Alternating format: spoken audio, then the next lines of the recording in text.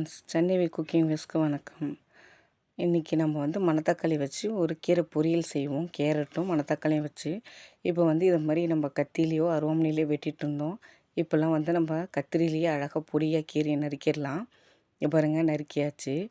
இப்போ வந்து நான் இந்த ஒரு கட்டி கீரைக்கு 2 கேரட் எடுத்து வச்சுருக்கேன். இப்போ கேரட்டை தோல் சீவிட்டு இதை நல்லா நம்ம துருவி வச்சுக்கலாம்.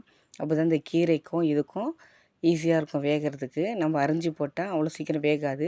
துருவிட்டால் தான் இந்த கீரைக்கும் கேரட்டுக்கும் சேர்ந்து ரொம்ப நல்லாவே இருக்கும். பாருங்கள், இப்போ வந்து நான் வெங்காயம் ஒன்று எடுத்திருக்கேன். அந்த வெங்காயத்தையும் இது மாதிரி நம்ம அழகாக சீவிடுவோம். சீவிட்டோம்னா தான் நல்லா பொடிசாக அழகாக இருக்கும். இப்போ வந்து இந்த பூண்டையும் சீவிட்டேன், பச்சை மிளகாயும் சீவிட்டேன். இந்த 2ம் சேர்ந்து நம்ம இந்த கீரை செய்யும்போது ஒரு டிஃப்ரெண்ட் டேஸ்ட் வரும். எல்லாம் வாசனை வந்து அவ்வளோ நல்லாயிருக்கும். பாருங்கள், இதில் கொஞ்சமாக தான் எண்ணெய் ஊற்றிருக்கேன், 1 ஸ்பூன். ரொம்ப எண்ணெய் விடக்கூடாது கீரைக்கு. நான் எதுவும் போடலைங்க. மிளகு, ஜீரகம், கடுகு அவ்வளோதான் போட்டிருக்கேன். இப்போ வெங்காயம் போட்டு வதக்கிடலாம். அந்த வெங்காயம் வந்து ரொம்ப வதங்க வேண்டாம், கொஞ்சம் ஆஃப் பாயிலாக இருந்தால் நல்லாயிருக்கும். அதே மாதிரி பூண்டும் அப்படி தான், பச்சை மிளகா இந்த 3த்தையும் வந்து நம்ம ரொம்ப வதக்க வேண்டாம். அப்போ இந்த கீரை கூட சேரும்போது இந்த 3 வந்து ரொம்ப டேஸ்டியாக இருக்கும். பாருங்கள், அவ்வளோதான்.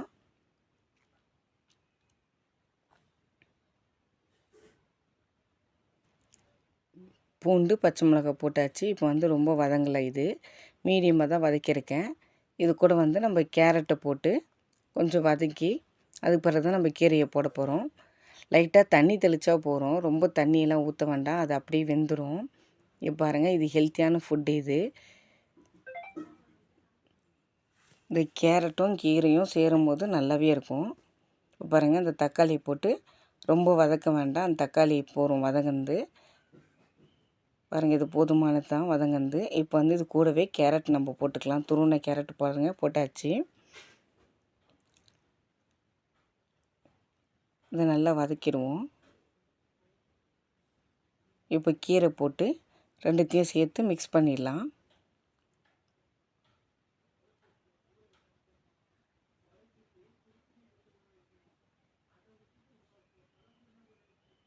பாருங்கள், இது மாதிரி தான் 2த்தையும் சேர்த்து சமமாக நம்ம மிக்ஸ் பண்ணி விட்டோம்னா 2 சேர்ந்து சமமாக வெந்துடும். சீக்கிரமாகவே வெந்துடுங்க இது. பாருங்கள், அந்த கேரட்லேயும் தண்ணி இருக்கும், கீரையிலையும் தண்ணி இருக்கும். அது வதக்க வந்துட்டுருக்கு பாருங்கள். அந்த லைட்டாக தண்ணி தெளித்தா மட்டும் போகிறோம், ஈஸியாக வெந்துடும்.